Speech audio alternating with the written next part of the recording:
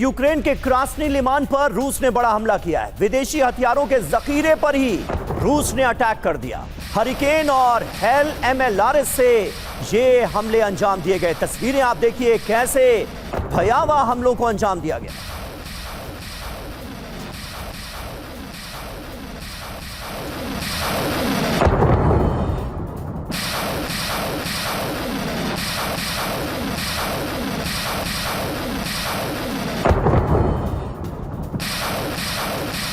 और देखिए रूस यूक्रेन वॉर फ्रंट से एक और बड़ी खबर। यूक्रेन का डोब्रोपोलिये इलाका दहल गया है रूसी हमले के बाद। यूक्रेनी सैन्य ठिकाने पर रूस ने हमला किया।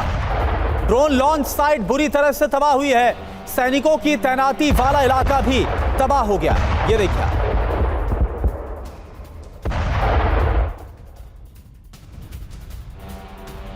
तो ये दो बड़ी खबरें तस्वीरों के साथ हम आपको दिखा रहे हैं। हरिकेन और हेल MLRS से कैसे विध्वंसक हमलों को अंजाम दिया गया है। यूक्रेन के क्रास्नी लिमान पर रूस ने बड़े हमले किए हैं और दूसरी तरफ यूक्रेनी सैन्य ठिकानों को भी रूस ने बनाया है निशाना और इन्हें कर दिया गया है तबाह। तस्वीरें आप देखिए, यूक्रेनी ड्रोन साइट को भी कैसे बर्बाद कर दिया गया है रूसी हमले में।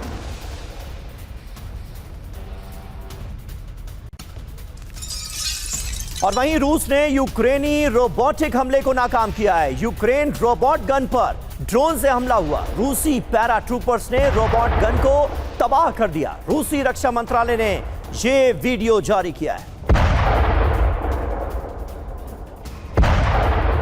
और एक और बड़ी खबर, निप्रोपेट्रोव्स्क में यूक्रेनी ऑयल डिपो पर हमला हुआ। रूस ने गेरॉन UAV ड्रोन से हमले को अंजाम दिया। यह देखिए, यूक्रेनी सेना की सप्लाई लाइन को काट दिया गया।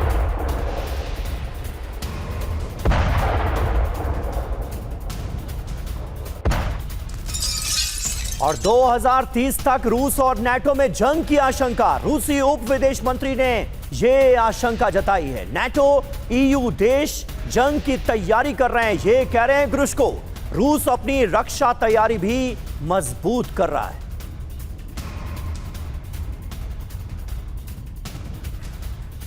तो नाटो वर्सेस रूस 2030 में क्या यह भीषण जंग होने वाली है?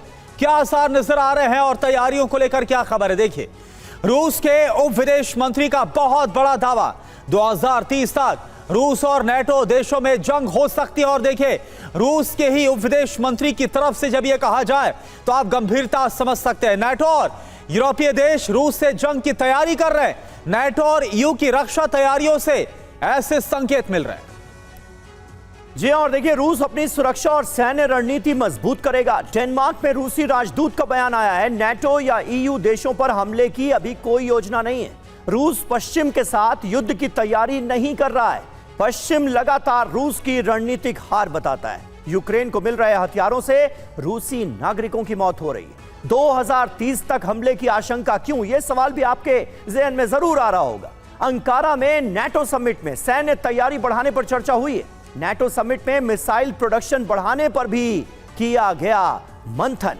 ब्रिगेडियर शरदेंदु हमारे साथ मौजूद हैं। शरदेंदु जी, किस तरह से आप देख रहे हैं इस आशंका में? कितना दम नजर आ रहा है कि 2030 तक फुल फ्लेजेड वॉर हो सकती है नाटो वर्सेस रशिया की? अभी जो हालात हैं उसमें नाटो पूरी तरह से यूक्रेन के साथ खड़ा तो नजर आ ही रहा है। क्या कहने की कोशिश यह भी की गई है कि 2026 में इस वक्त हैं, अगले 4 साल ये जंग और चलेगी और 2030 में इसका और बड़ा और विध्वंसकारी रूप हमें देखने को मिलेगा? देखिए, मेरा मानना जो टाइमलाइन दिया गया 2030, ये समय दिखाता है कि इस समय तक नाटो कंट्री, जो इसमें यूरोपियन यूनियन के तमाम देश शामिल हैं, वो अपनी डिफेंस प्रिपेयर्डनेस को एक आला दर्जा का कर लेंगे। देखिए, डिफेंस की जब तैयारी की जाती है, जब मिसाइल बनाया जाता है, डेवलपमेंट होता है, इंफ्रास्ट्रक्चर आपको क्रिएट करना होता है, ये टाइम कंज्यूमिंग प्रोसेस है। इमीडिएटली इसमें नहीं आप प्रोडक्शन रोल आउट कर सकते हैं। तो कहीं ना कहीं अमेरिका ने तो क्लियर कर दिया कि वो हथियार नाटो कंट्रीज को बेचेगा, नंबर 1। नंबर 2, जो उनकी सिक्योरिटी है यूरोपियन नेशंस की, उनको खुद देखनी पड़ेगी। तो लिहाजा इस तरह तरीके का टाइमलाइन। और ये जो 4 साल का समय है, इसमें यूक्रेन को रशिया के युद्ध में उलझा के रखेगा, जिससे कि रशिया का जो कॉम्बैट पावर है धीरे धीरे इरोड होता रहे और यूक्रेन एक तरीके से युद्ध में बना रहे। अगर इस तरीके की प्लानिंग करते हैं तो 2030 तक वो माहौल क्रिएट हो जाएगा जिससे कि वो रशिया पे एक सब्सटेंशियल अटैक करके उसको डिग्रेड कर सकते हैं या उसको डिसइंटीग्रेट कर सकते हैं। ये प्लानिंग है। और दूसरी तरफ देखिए, रशिया समझता है इन सारी चीजों को, वो क्यों नहीं हाई इंटेंसिटी की वॉर लड़ रहा है यूक्रेन के खिलाफ। वो धीरे धीरे लगातार कीव की टारगेटिंग कर रहा है, टैक्टिकल बैटल चारों स्टेट के अक्रॉस लड़ते लड़ते एक दो गांव पे कब्जा करता जा रहा है। और आज की डेट में जब वो अपने HMR का यूज करता है, रॉकेट एंड मिसाइल्स का, ड्रोन का इस्तेमाल करता है, तो एक टैक्टिकल डिग्रेडेशन कर रहा है और जो सेंटर ऑफ ग्रेविटी है कीव, वहां पे लगातार हमले। तो ये एक तरह से यूक्रेन को भी पूरी तरीके से इंगेज करके रखा हुआ। और दूसरी तरफ यूक्रेन ने जो अपने टैक्टिक्स में जो चेंज किया है, वो आज की डेट में एनर्जी सेक्टर को टारगेट कर रहा है। वो इंटरडिक्शन बैटल पे नहीं जाके आज की डेट में डेप्थ टारगेट में जो आपके वॉर वेजिंग मशीनरी को सपोर्ट करते हैं, जिसमें एनर्जी का बहुत बड़ा रोल है, उसको टारगेट कर रहा है। लेनिनग्राद के जो ऑयल डिपो पे हमला किया है, वो दिखाता है कि जो वल्नरेबिलिटी रशिया की है उसको स्ट्राइक करो और युद्ध में बने रहो।